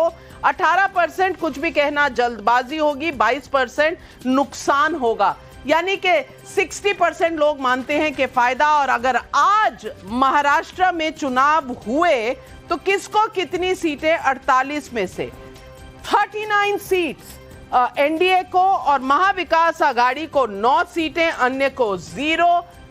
39 सीट्स एनडीए को और 9 सीटें महाविकास आघाड़ी को। अब तहसीन पूनावाला जी, अब मुझे ये बता दीजिए, फायदा या नुकसान, किसकी रणनीति सही, किसकी रणनीति गलत? नाविका जी, महाराष्ट्र के बारे में मैं ये कह सकता हूँ, ये जो आंकड़े में बड़ा इनका सम्मान करता हूँ, 39 और 9 जो आपने दिए, लेकिन इसको आप रिवर्स कर दो, ये इंडिया अलायंस को 39 सीट्स मिलेगी, भाजपा और उनके अलायंस को 9 भाई सीट। साहब, वंदे भारत में तो उद्धव ठाकरे जी बैठे हुए हैं। एक सेकंड नाविका जी, मुझे आपसे एक सवाल पूछना है। ठाकरे जी बैठे हैं और वो जो 9 से 39 का पूरा जो राज है वो यहीं खुलता है। क्यों हर्षवर्धन जी? नहीं, कोई नाविका जी, मेरी बात थोड़ा समाप्त होने दीजिए, आप बीच में रोक देती है, थोड़ा सा मेरी बात आने दीजिए। ये बात ठीक है, उद्धव ठाकरे जी इस वक्त महाराष्ट्र में जो सिंपैथी है वो कांग्रेस के लिए, उद्धव ठाकरे जी कहीं नहीं जाएंगे, वे भी जानते हैं। बट अगर किसी कारण कोई भी दल, चाहे वो 12 अप्रैल को, चाहे बाद में हो, चाहे वंदे भारत में जाए, चाहे वो किसी स्पेशल जहाज में जाए, वो जाता है महाराष्ट्र में कांग्रेस नंबर 1 पार्टी बनने वाली है। इस चीज को आप नोट कीजिए। अच्छा, मैं नोट कर रही हूँ। और सपने देखने पर कोई जीएसटी नहीं लगता, ये भी मैं दर्शकों को बताना चाहती हूँ। और अब देखिए, क्योंकि आप जब तक आर्ग्यूमेंट दे रहे हैं, अभी उत्तराखंड, उत्तर प्रदेश बाकी है, लेकिन बीजेपी मेजॉरिटी के आंकड़े पे आ गई है। 284 458 सीटों में से 284 पर आ चुकी है। कहां पहुंचेगी, वंदे भारत से या राफेल से, हमें पता नहीं। पर नलिन कोहली जी, आप कुछ कह रहे हैं तहसीन को? मैं इतना ही कहना चाहता हूं, ये तहसीन भाई ने बहुत जोश के साथ कहा कि कांग्रेस नंबर 1 पार्टी होने वाली है महाराष्ट्र में। तो अब तहसीन जी थोड़ी देर पहले सबको ये आप बेसिकली कह रहे थे कि मोदी जी अब क्यों गठबंधन लाना चाहते हैं जब मैं अकेला भारी हूं। तो जब कांग्रेस को, आप ही के लॉजिक से मैं कह रहा हूं कि अगर आपको लगता है कि कांग्रेस को अब पूर्ण बहुमत मिलने वाला है या बिल्कुल नंबर 1 पे होगी, तो आराम से बैठिए, शांति से बैठिए। आप तो नंबर 1 पहुंच ही रहे हैं, आप ही का लॉजिक है ना ये। मैं इसका जवाब दे देता हूं नाविका जी, 10 सेकंड अगर दे दे। कांग्रेस गीता में विश्वास करती है और वहां पर लिखा गया है कर्म कर, फल की चिंता मत कर। तो राहुल जी कर्म कर रहे हैं, फल की चिंता नहीं करे। फल की चिंता के लिए जो बैठे पार्लियामेंट के अंदर बिना कोई कर्म करे और व्हाइट पेपर निकाल रहे, उनको नुकसान होगा। कर्म हमारे राहुल जी कर रहे हैं, बिल्कुल गीता के रास्ते पर चल रहे हैं। नहीं, इस बात पर तो मैं एक राउंड अप लेना। रामकृपाल जी, कांग्रेस गीता पर विश्वास करती है, शायद रामायण पर नहीं करती थी, क्योंकि राम मंदिर तो गई नहीं, पर गीता पे विश्वास करती है। तहसीन पूनावाला जी कह रहे हैं, अब इसका जवाब तो आप ही दे सकते हैं। नहीं, नाविका जी, एक बात मैं कहूंगा, जो शोभा जी ने एक बात कही थी। देखिए, मैं जहां भी जा रहा हूं देख रहा हूं कि लोग कांग्रेस को ऐसे है जैसे वो फुटबॉल बना लिया हो कि सारी गलती कांग्रेस की है। एक बात मैं कहता हूं, जो शोभा जी ने कहा, कर्नाटक के चुनाव के बाद पहली बार कांग्रेस को लगा कि इस देश में बाबरी विध्वंस के बाद जो माइनॉरिटी वोट चला गया था कांग्रेस को छोड़ करके, वापस लौटा है। और ये तेलंगाना में भी दिखाई दिया। तो कांग्रेस अगर ये सोचती है कोई एक राष्ट्रीय पार्टी है कि उसको बीजेपी का एक विकल्प कांग्रेस बन रही है, तो इसमें कोई बुराई नहीं है। लेकिन बाकी लोग क्या चाहते हैं कि कांग्रेस जो है क्षेत्रीय पार्टियों के लिए खाद बन जाए, कंपोस्ट बन जाए, खत्म हो जाए। लेकिन मैं बता रहा हूं, इस देश की जनता मोदी को इसलिए वोट देगी क्योंकि कोई विकल्प नहीं है। क्योंकि वो इस देश की जनता फिर किसी मोरारजी, चंद्रशेखर, देवगौड़ा, I.K. गुजराल, विश्वनाथ प्रताप सिंह को प्रधानमंत्री नहीं बनाने जा रही है। इसलिए मैं कहता हूं कि अगर इसमें लोकतंत्र के हिसाब से कांग्रेस अगर फिर से अपने को मजबूत कर रही है तो ये अच्छी बात है। जो लोग कांग्रेस का इस्तेमाल क्षेत्रीय पार्टियों के लिए खाद के रूप में करना चाहते हैं, वो भूल जाएं। और इसीलिए बीजेपी का है कि कोई विकल्प नहीं है, और जब विकल्प नहीं होता तो जनता के लिए बड़ा आसान होता है किसी एक को चुनना। इसलिए जनता मोदी को चुन रही है, क्योंकि कांग्रेस की दयनीय स्थिति है और कांग्रेस को विपक्ष ने ही पीट पीट के भगाया, सो कॉल्ड उनके लाइज, और आज वही चाहते हैं कि हमारे लिए ये खाद बन जाए। तो मैं फिर कह रहा हूं कि किसी देवगौड़ा को वोट नहीं देने जा रही। मैं आपकी भावनाओं की कदर करती हूं, पर हर्षवर्धन त्रिपाठी जी, कोई किसी को मारता है या आपके अंदर कमजोरी होती है तो कोई बस गिरकर, टूट कर गिर जाता है। इसका फैसला कौन करेगा? नहीं, मुझे लगता है नविका जी, सबसे बड़ा सवाल यही है अभी जो आपने पूछा ना, और मैं बार बार कहता हूं कि ऐसा नहीं हो सकता ना कि कोई एक बहुत जबरदस्त पहलवान सामने खड़ा हो और जिसको हम बहुत एकदम उस भाषा में कहें तो जिनकी अपनी देह उठने लायक नहीं है, बिस्तर से उठ नहीं पा रहे हैं, ऐसे 5 लोग खड़े हों, कहें हम हाथ पकड़ के चलेंगे और पहलवान को एक घूंसा मार देंगे। ऐसा होता नहीं है।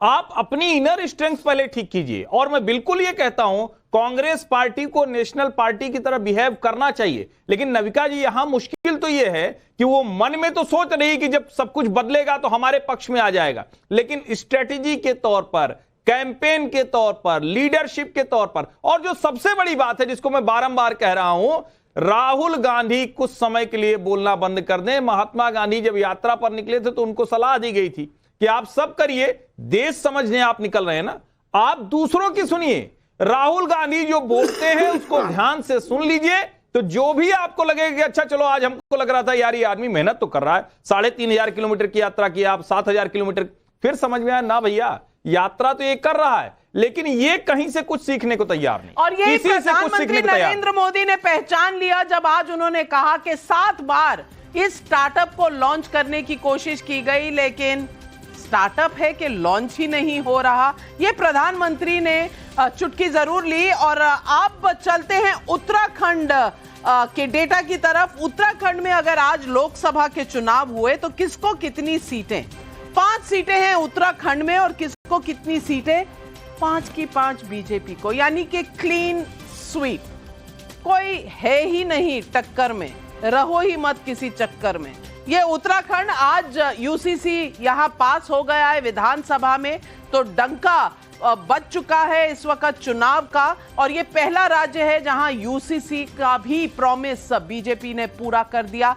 370 के साथ, राम मंदिर के साथ यूसीसी का प्रॉमिस जहां पूरा हुआ वो है उत्तराखंड। 5 की 5 सीटें मिलती हुई नजर आई। और सबसे बड़ा राज्य 80 सीटें आती हैं उत्तर प्रदेश से। तो चलते हैं उत्तर प्रदेश की तरफ और देखते हैं यहां मोदी प्लस योगी का डबल इंजन क्या करिश्मा दिखाने वाला है।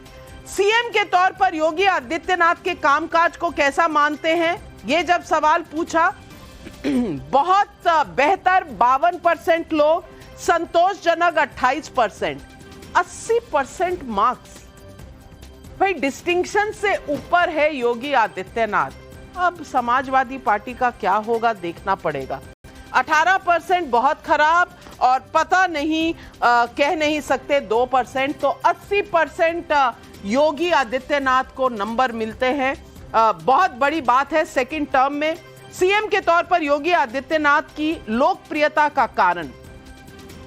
ये बहुत चौंकाने वाला रिजल्ट है। 21% मानते हैं हिंदुत्व, कानून व्यवस्था में सुधार 44% लोग, और साफ सुथरी ईमानदार छवि 28% लोग, राष्ट्रवाद 5%, अन्य 2%। यानी कि कानून व्यवस्था पे जो नियंत्रण है, उस व्यवस्था का जो सुधार हुआ है वो 44%, और साफ सुथरी ईमानदार को अगर आप मिला दें तो लगभग 72% लोग मानते हैं कि ये 2 कारण हैं। और ये बहुत बड़ी बात है। और सबा नकवी मैं आपसे पूछना चाहती हूं, हिंदुत्व को सब लोग समझते हैं कि हिंदुत्व की वजह से योगी पॉपुलर है, लेकिन नहीं, कानून व्यवस्था साफ सुथरी सरकार की वजह से पॉपुलर है।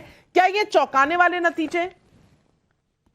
नहीं, मैं बहुत दिनों से जानती हूँ कि एक परसेप्शन है कि लॉ एंड ऑर्डर सुधरा है, और सुधरा भी है कुछ हद तक, लेकिन ये फिर भी हमें ब्रजभूषण चरण सिंह को नहीं भूलना चाहिए। नाविका जी, हम दोनों महिलाएं हैं और वो अभी तक बसे हुए हैं, वो भी एक डॉन है। लेकिन फिर भी जरूर ये यूपी में जो छोटे छोटे हर नुक्कड़ कोने कोने में लोग जो गुंडे रहते थे, ये सब उस पे कुछ काबू है। अब जो पहले दिखता था वो नहीं है। लेकिन ये कहना कि सारे क्रिमिनल्स गायब हो गए हैं, जो हैं उनके भाजपा से जो रिश्ते हैं, एक ब्रजेश सिंह है वाराणसी के, एक है ब्रजभूषण चरण सिंह, तो ये जो डॉन्स और माफिया ये खत्म नहीं हुए हैं। लेकिन ये जो बहुत दूर तक उस पे असर है, ये तो लोग मानते हैं। लेकिन आपने ब्रिजभूषण सिंह की बात कही तो मैं मानूंगी वो यूपी के सांसद जरूर है, पर उन पर योगी का डिसीजन नहीं है, उन पर सेंटर का डिसीजन है, खेल मंत्रालय का डिसीजन है, और शायद ये योगी के खाते में शायद नहीं जाएगा। उधर सवाल एक पूछा, सीएम योगी की बुलडोजर नीति को जनता कैसी मानती है? पूरी तरह से सहमत 52% लोग, कुछ हद तक सहमत 22% लोग, यानी कि 74% लोग मानते हैं कि ये ठीक है, जायज है। पूरी तरह से असहमत 24% और 2% कुछ कह नहीं सकते। लेकिन 74% लोग, 74% लोग मानते हैं कि सही रणनीति है। अयोध्या में राम मंदिर प्राण प्रतिष्ठा से बीजेपी को कितना फायदा होगा, यह सवाल जब पूछा बहुत अधिक फायदा होगा 44%, कुछ हद तक फायदा होगा 32%, यानी कि 76% लोग तो कह रहे हैं राम लहर है भैया, बहुत अच्छा किया। 12% कोई फर्क नहीं, 10% नुकसान होगा, कोई मत नहीं है जिनका वो 2%, लेकिन 76% लोग मानते हैं कि बहुत अच्छा हुआ। और अगर आज चुनाव हुए उत्तर प्रदेश में तो किसको कितनी सीटें, सबसे बड़े नंबर यहां हमारे स्क्रीन पर। आज अगर चुनाव हुआ और टोटल नंबर की तरफ जरूर अपना रुख रखिएगा, 77 सीटें बीजेपी को और 3 सीटें समाजवादी पार्टी कांग्रेस को, और अगर आरएलडी भी उधर चली गई तो पता नहीं क्या हो जाएगा। बीएसपी 0, अन्य 0, 77 आउट ऑफ 80, ये है टैली उत्तर प्रदेश का। और ओवरऑल डेटा अगर आप देखें तो 366, ये नंबर आपके स्क्रीन पर टॉप बैंड में अगर हम देखें, मैं दिखा रही हूं ये नंबर आपको, टोटल नंबर आ रहे हैं आपके स्क्रीन पर, कितने नंबर हो गए। और यहां स्क्रीन पर आपके नंबर आ रहे हैं, यहां पर 366 एनडीए के, 104 इंडिया गठबंधन के और 73 अन्य तृणमूल कांग्रेस हमने यहां गिना है। अगर वो भी हम जोड़ दें तो ये 130 का नंबर हो जाएगा 366 के साथ, यानी कि एनडीए 366 पर। लेकिन पिक्चर अभी बाकी है, क्योंकि अकालियों से बात होनी बाकी है। टीडीपी के साथ क्या होगा, आरएलडी के साथ क्या होगा, एआईएडीएमके को। तो क्या प्रधानमंत्री को इसका अंदाजा है? शायद इसीलिए 370 बीजेपी और 400 पार एनडीए। इन नंबरों को आप कैसे देखते हैं? एक क्विक राउंड लेती हूं। हर्षवर्धन जी, आप क्या मानते हैं, ये नंबर अभी ऊपर जाने की गुंजाइश है इनमें? नहीं, मुझे लगता है कि नविका जी लगभग ये नंबर जस के तस हैं। एक राज्य ओडिशा पर मैं बोलना चाहूंगा। मुझे लगता है कि जो 2000 में भारतीय जनता पार्टी और नवीन पटनायक का गठजोड़ था, करीब 25 वर्ष हो गए हैं, नवीन पटनायक की राजनीति अब समापन की ओर है, ऑल्टरनेटिव बीजेपी दिख रही है। वहां त्रिपुरा जैसे नंबर्स मुझे दिखते हैं अगर भारतीय जनता पार्टी ने थोड़ी सी मेहनत कर ली तो। और ये जो ओवरऑल नंबर है लगभग इसी के आसपास मुझे भी दिखता है कि भारतीय जनता पार्टी वहीं जाती हुई दिख रही है। 366 सबा जी। नविका जी, अभी थोड़ा सा वक्त बाकी है। मैं जानना चाहूंगी आपके पोलस्टर से कि इसमें ब्रेकअप क्या है। भाजपा की कितने सीटें हैं, भाजपा की कितनी है? 220, 320, 330, ये मुझे मैं कैलकुलेट करके आपको बताती हूँ भाजपा की कितनी है, लेकिन 30 सीटों के करीब शायद अलायंस की है लगभग, और 336 के करीब ऐसा मुझे लगता है, 330 336 के बीच में। तो फिर कांग्रेस कितनी है? नविका जी, अब थोड़ा सा समय बाकी है कि अगर कुछ केमिस्ट्री कहीं क्लिक हो जाए। बहुत जगह कुछ निर्णय नहीं लिए गए, और ये जो यूपी के आंकड़े हैं, यूपी में जहां तक मेरी जानकारी है 5-6 सीटें ऐसी हैं जहां भाजपा कभी जीत ही नहीं सकती थी। हम लोग ये सोचते थे या तो पूरी तरह विनाश होगा विपक्ष का, और हो भी सकता है, मैं नहीं कह रही हूँ कि नहीं हो सकता, लेकिन 77 सीटें राम कृपाल जी 77 सीटें ज्यादा लग रही हैं यूपी में, और 366 क्या रियलिस्टिक आंकड़ा है? प्रधानमंत्री के आंकड़े से फिर भी थोड़ा सा नीचे गुंजाइश है बढ़ने की। मैं नाविका जी, जैसा मैंने पहले कहा था कि मुझे आश्चर्य नहीं होगा जो गुजरात में हुआ, अगर वो इस इलेक्शन में हो तो आश्चर्य नहीं। ये जो आंकड़े आपके आए हैं, याद रखिए, इसमें अकाली, आरएलडी, यूसीसी, चंद्रबाबू नायडू, ये सब कुछ भी नहीं था जो डेवलपमेंट हुए हैं। तो अगर आप देखिए कि अगर वो वाकई ये डेवलपमेंट होते हैं, और मैं बताऊं उड़ीसा में हो सकता है कि बीजेपी और बीजेडी में कोई समझौता भी हो सकता है, तालमेल भी हो सकता है। तो जो मोदी ने कहा है, कही, और अभी प्रधानमंत्री पिछले ही हफ्ते संबलपुर में थे और उन्होंने पटनायक जी की हर बार जब भी मिले हैं तारीफ की, और इस बार भी की। तो तहसीन पूनावाला जी, मुझे बताइए, दिल्ली बहुत दूर है, ये भारत जोड़ रहे हैं पर जुड़ नहीं रहा, फेविकॉल थोड़ा सा ज्यादा चाहिए। नहीं, ठीक है नाविका जी, आपका अधिकार है, आप उस पर थोड़ा सा जोक कर सकती है, वो आपका अधिकार है। बट ये बात तो सही है कि बीजेपी फ्रंट में है, वो आगे है और सबसे मजबूत एनडीए लग रहा है इस वक्त, तो there is no doubt about it. और विपक्ष अगर अपना एक नैरेटिव ले आए, भाजपा के पिच पर ना खेले, जो सही मुद्दे देश के उठाए, तो मैं अब भी मानता हूं कि विपक्ष अच्छा परफॉर्मेंस कर सकता है। देश में सबसे ज्यादा बेरोजगारी है, उम्मीद पर दुनिया कायम है। नलिन कोहली जी, कांग्रेस को शायद अभी भी लगता है कि नैरेटिव बदलने का समय बाकी है, आपकी राय? वो आपने खुद ही कह दिया, उम्मीद पे दुनिया कायम है और कांग्रेस सदैव उम्मीद पे कायम है। आज प्रधानमंत्री जी ने, जैसे आपने अपने कार्यक्रम में बताया, मल्टीपल लॉन्च की बात की है स्टार्टअप के बारे में, पर लेकिन कांग्रेस उम्मीद में है ना कभी तो ये स्टार्टअप चली जाएगा। अब इस पर हम क्या कहें? मतलब कुछ लोग तो कहेंगे कि भाजपा को तो इस पे मुंह बंद रखना चाहिए, क्योंकि यदि हम कुछ कहेंगे तो हो सकता है कि जो कांग्रेस की उम्मीद हमारे लिए बहुत अच्छी हो रही है, शुभ हो रही है, उसमें कांग्रेस का कोई पुनर्विचार हो जाए।